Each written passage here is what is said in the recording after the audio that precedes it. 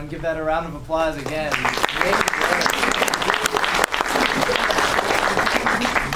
That we have here, guys. Thank you so much for coming and watching and everything.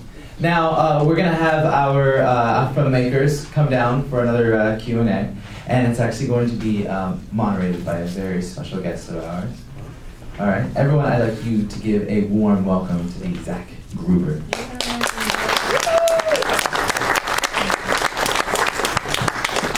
Tell him a little bit about, I'm gonna let him talk about himself a little bit, you know, like we like to, and talk about his ascensions that he's had in the past year. Go ahead. All right.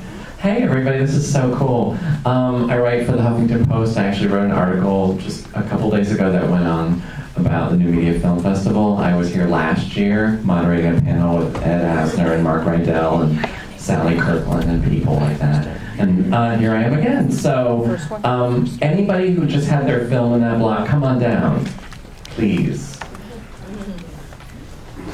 I won't bite.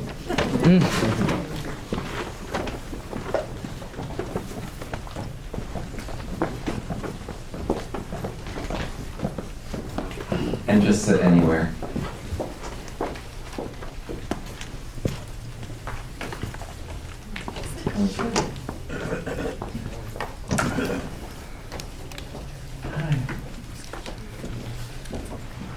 How many are we? 1, 2, 3, 4, 7. Oh, that's a good lucky number. Okay, don't count me. That's 8. That's not lucky, I don't think. I don't know. Anyway, let's start at the very end. And tell me your name and the project that you worked on that we just saw. I'm Vivek Sharma. This is Andrew Stone. We just showed a short film, The Plan. The Plan. Oh, that was beautiful. Thank you. Next. My name is Russell Simpson, and I directed The Last Job, which was the film where the guy gets recycled.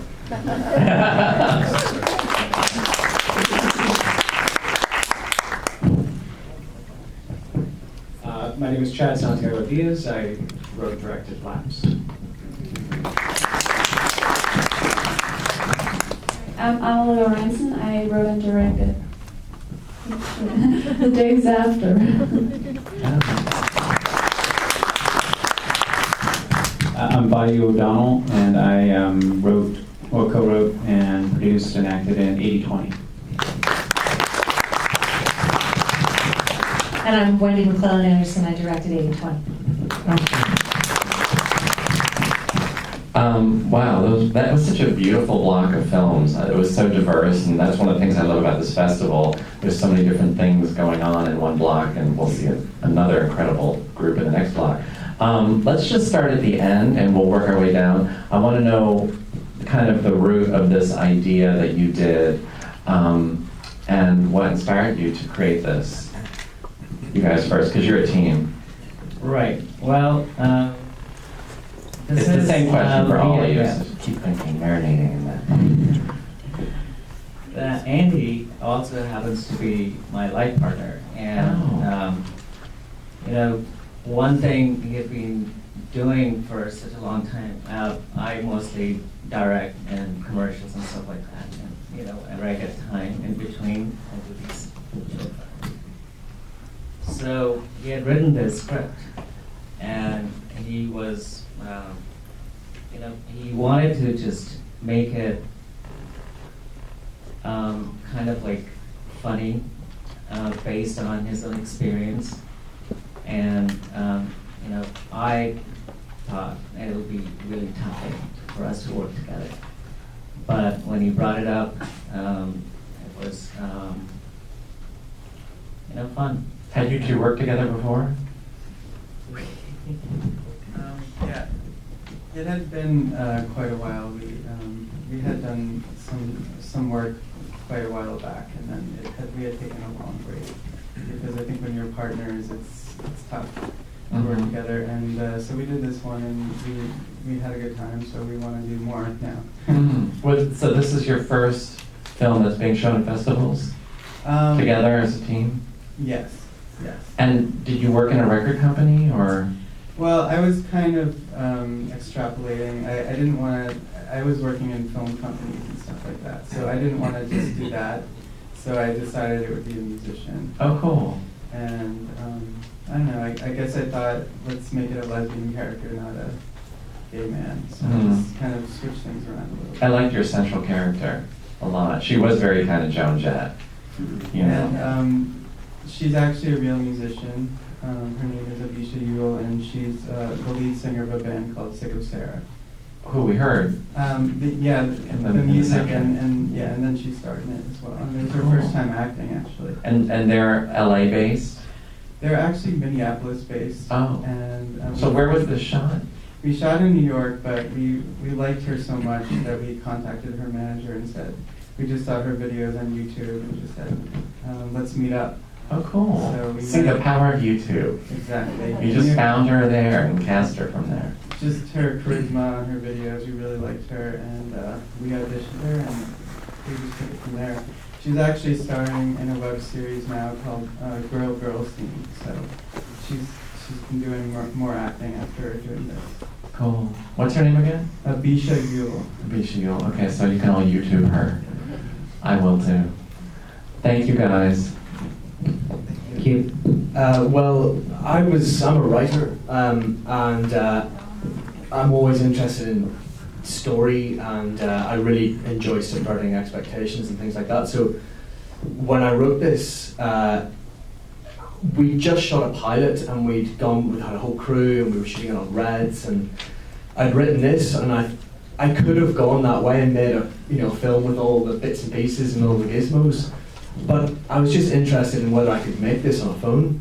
If you've got a very pure story, can you just keep it simple? And it's a lot cheaper and a lot easier. So I sort of shot it by myself on the phone, and it worked out. And it's just nice because there's been a lot of talk about mobile filmmaking, and I wasn't sure how much of it was hype and how much of it was real. But you can do it. You can get really down into that greasy spoon filmmaking and just go out by yourself and make something. So this was very inexpensive to create. Yeah, I mean, literally just my phone and and my bins in the back alley. So yeah, it was free. Wow. Wow. So it was just an interesting exploration of a simple story, and also, can we really make films with mobile phones? And I think we can. I think you can. Yeah, I do. I always look forward to this segment of New Media Film Festival to see what people are making on their cell phones. It's just very amazing. Yeah, it's amazing, and you've really got incredible technology in your pocket, and you don't think it.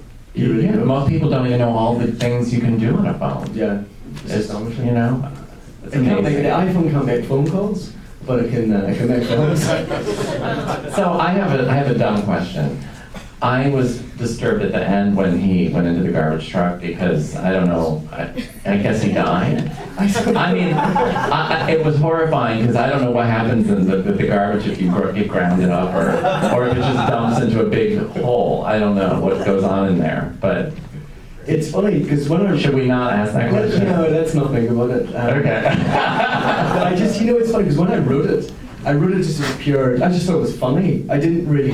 I mean, there's a bit of darkness in there, but. And then when I showed it to people were genuinely, Jesus, what are you doing? It's an awful piece. It's terribly sad. But I've never seen it that way. But I suppose it is quite dark. Honestly, who would jump into a garbage bin to propose or? It's such a crazy thing. I guess people do that, but people do silly things. It's cautionary tale. Don't do it that way. Okay, who do we have next? So, I have sort of a similar story. I've been writing some feature specs, and I wanted to be able to actually do something and have it be seen versus just being read. So that's when I wrote Lapse, and I spent about a year writing it. And then I cast it and shot it on my phone. It was an iPhone 4. We shot it 2010. So, but we put some glass in front of it and made it work. Pretty micro budget, just like you. And shot locally. Shot locally in Redondo Beach, and we have 8 episodes. So yeah. 8 episodes. Yeah, the first season's already done. We're actually starting to shoot season 2 this Friday. Where can they find them? Watch Lapse watchlaps.tv. Watchlaps.tv. Yeah. So this was the first episode? This was the first So we episode. can see what happens with this man and his crush and all that. Yeah, it's about this guy losing the weight, and actually the lead actor, the bearded guy that you saw on the screen, is actually in the audience right now. Oh, he is? Where is he? Stand He's up. right over there with the iPhone in front of him. So he Shaved his beard. He lost 70 pounds. And he looks slim. So the whole point of the show was that this heavyset guy was going to lose weight, and I didn't know if I was going to be able to find an actor that could do it. Episode 8 comes around, and we waited 4 months to shoot it, and he lost 70 pounds. Wow, that's so cool. And, so it's almost like a reality show. Almost. Except not. Somehow the words I wrote. That's amazing you did it all on your iPhone. Yeah. iPhone 4. Yeah. And you did iPhone what, 5? 4S. 4S. I think that's what I have. No, it's fine. It's all I had at the time, so either that or some Nokia phone. Hey, is any of your cast here, by the way, the last job? What's that? Any of your last job cast here in the audience? Yes, my wife Nina. She's the girl in the. Oh, you're the girl. Stand up. Yes. I love actors. Okay. Yay. Anybody from your piece? Here? Okay, but we'll YouTube them. Okay. Who's next? Hi. Yeah, I started writing it in the 9th grade. It was an assignment we got, and it was originally called The Funeral, and it was basically like about a boy whose sister was getting married, but he kind of saw it as a funeral, so they talked about it as a funeral, but in the ending they saw that she was just getting married, but it's because it was really sad or something. And I kind of rewrote it for, when I was 19, that was 9th grade, 3 years, basically, and then I'm from Denmark, and I moved here 2 months ago, and about 4 months ago, I decided to make the film. So I shot it over 2 weekends, and I edited like right before I came here. And then from the train from Seattle to here, I wrote the subtitles for it. Oh my gosh. Wow. So it's all been like very fast paced. Okay, well, first of all, I've always wanted to go to Denmark. I really want to go to Denmark. Second of all, that has nothing to do with anything, but anyway, second of all, the twist at the end is so great. It's so funny. We were all laughing.